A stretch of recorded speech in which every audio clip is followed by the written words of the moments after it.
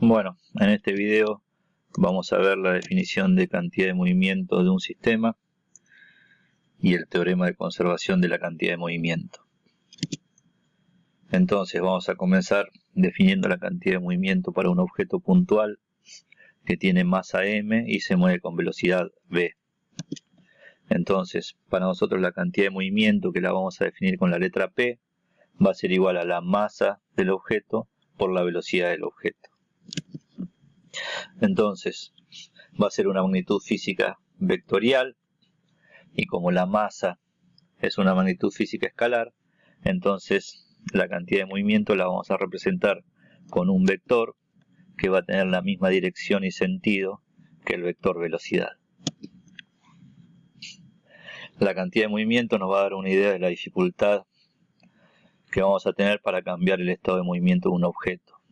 Por ejemplo, si tenemos un auto y un camión que se mueven con la misma velocidad, pero el camión tiene una masa 10 veces mayor que la del auto, entonces va a hacer falta una fuerza mayor para detener al camión en un cierto intervalo de tiempo que la que tendríamos que hacer para detener al auto.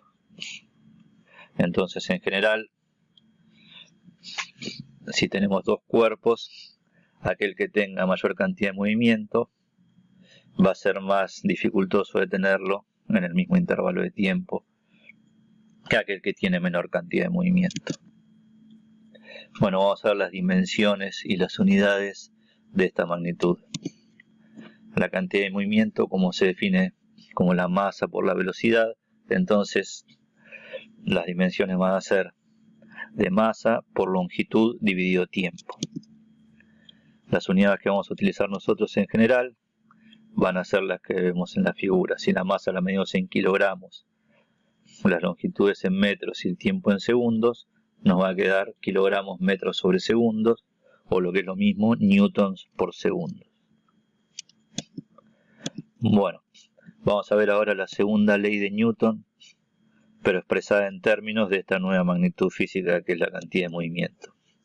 Entonces supongamos que sobre un cuerpo actúan varias fuerzas, de tal forma que la fuerza resultante es la que vemos en la figura. Entonces la segunda ley de Newton nos decía que la fuerza resultante era igual a la masa del cuerpo por la aceleración del cuerpo. Ahora, nosotros sabíamos que si la aceleración es constante, entonces la podíamos escribir como la variación de velocidad dividido el intervalo de tiempo. Si reemplazamos eso en la segunda ley de Newton, nos queda que la fuerza resultante es igual a la masa por la variación de velocidad dividido el intervalo de tiempo.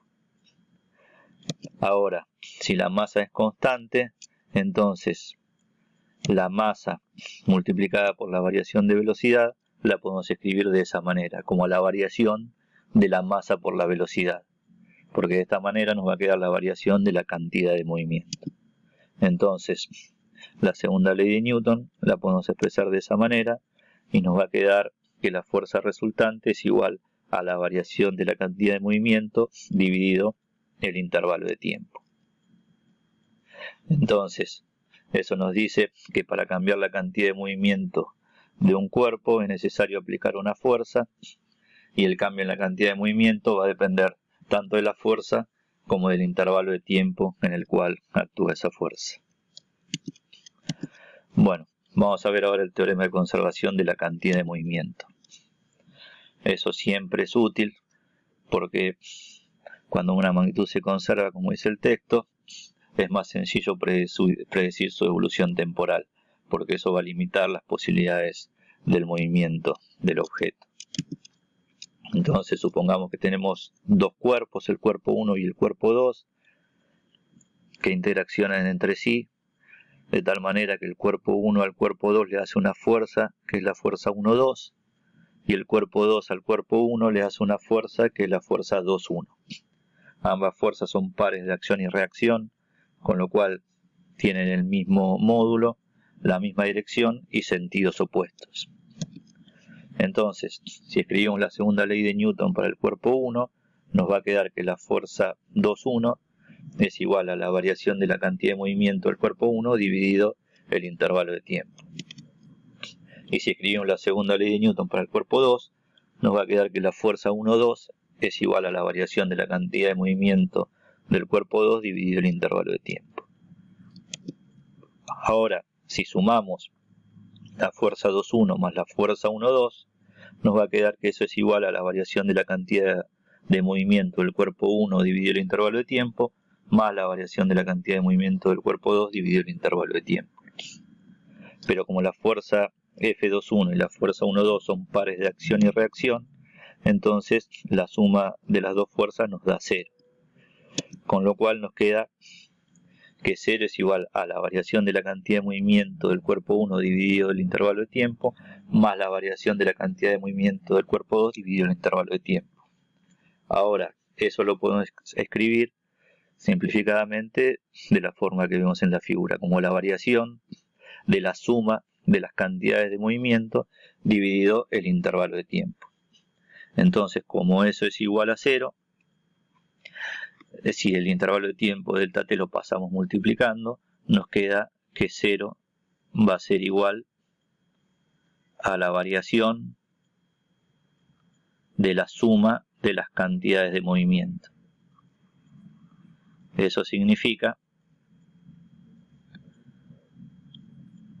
que no hay variación en esa magnitud, que es la suma de las cantidades de movimiento. Con lo cual, esa magnitud tiene que ser constante. Entonces, si definimos la suma de las cantidades de movimiento como la cantidad de movimiento del sistema, entonces esa magnitud va a ser constante en el tiempo. Con lo cual, si la suma de las fuerzas externas es igual a 0, eso significa que solamente las fuerzas distintas de 0 son las fuerzas internas. En este caso, las únicas fuerzas aplicadas son las fuerzas 2,1 y la fuerza 1,2, que si el sistema está formado por los dos cuerpos son fuerzas internas. Entonces, como dijimos recién, si la suma de las fuerzas externas es igual a 0, entonces la cantidad de movimiento del sistema va a ser constante. Y eso es el teorema de conservación de la cantidad de movimiento.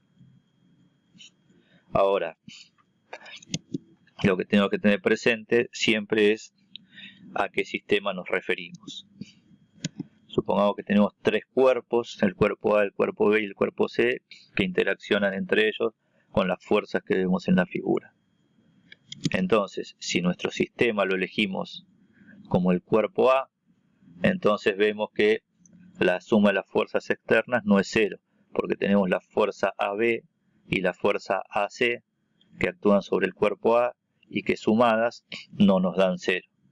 Entonces, si nuestro sistema es el cuerpo A, entonces la suma de las fuerzas externas no es 0, con lo cual la cantidad de movimiento no va a ser constante. Ahora, si nuestro sistema es el cuerpo A más el cuerpo B, todo eso es nuestro sistema, entonces las fuerzas AB y BA son fuerzas internas del sistema, pero no las fuerzas AC y las fuerzas BC. En este caso, la suma de esas dos fuerzas no nos da 0, con lo cual, si nuestro sistema está formado por el cuerpo A y el cuerpo B, entonces nuevamente la suma de las fuerzas externas no es 0, con lo cual la cantidad de movimiento no va a ser constante.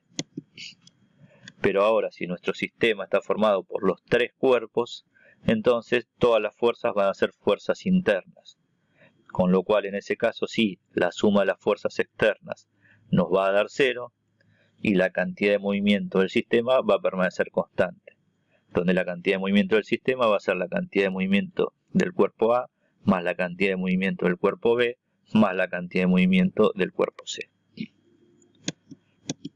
Bueno, vamos a ver un ejemplo de cómo aplicar esto.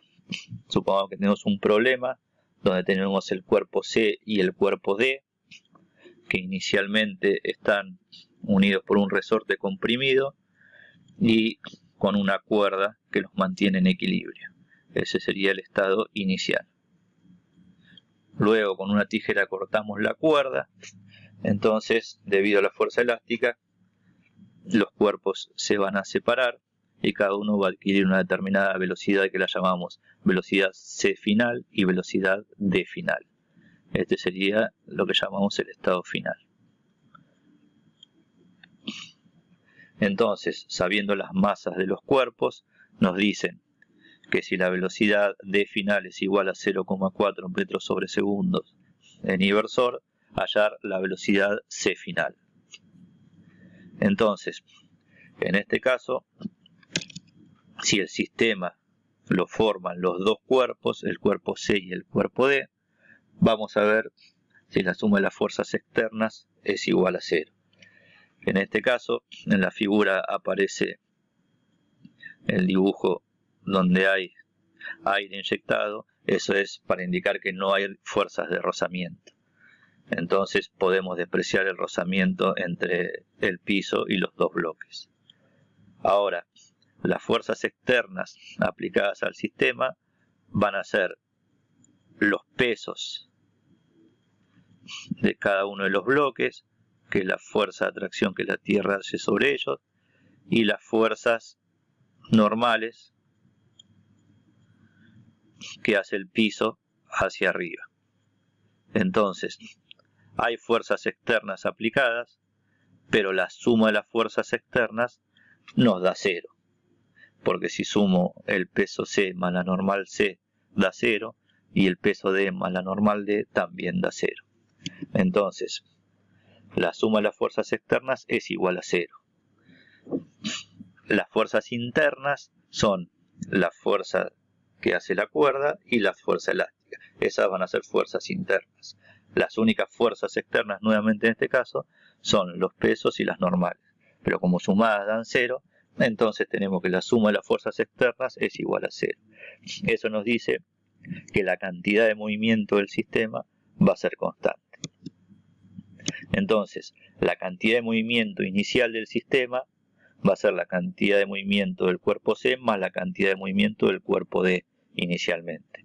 Eso va a ser la masa del cuerpo C por la velocidad C inicial más la masa del cuerpo D por la velocidad D inicial. Como inicialmente ambos cuerpos están en reposo, eso nos va a dar 0. Y la cantidad de movimiento final va a ser la masa del cuerpo C por la velocidad del cuerpo C final más la masa del cuerpo D por la velocidad del cuerpo D final. Entonces, como la cantidad de movimiento permanece constante, lo que vamos a plantear es que la cantidad de movimiento final, que es lo que estoy marcando acá, del sistema, esto es la cantidad de movimiento del sistema final, va a ser igual a la cantidad de movimiento del sistema inicial, que es 0. Eso significa que la cantidad de movimiento del sistema permanezca constante. Entonces, de ahí podemos despejar la velocidad C final, que es nuestra incógnita. Como tenemos las masas de los dos cuerpos y la velocidad D final, entonces si hacemos esa cuenta, nos queda que la velocidad C final, escrita en notación vectorial, va a ser menos 0,2 metros sobre segundos en inversor. Y de esa forma, utilizando la conservación de la cantidad de movimiento, podemos resolver este ejercicio. Bueno, con esto terminamos este video de cantidad de movimiento y teorema de conservación de la cantidad de movimiento. Espero que les haya servido. Hasta luego.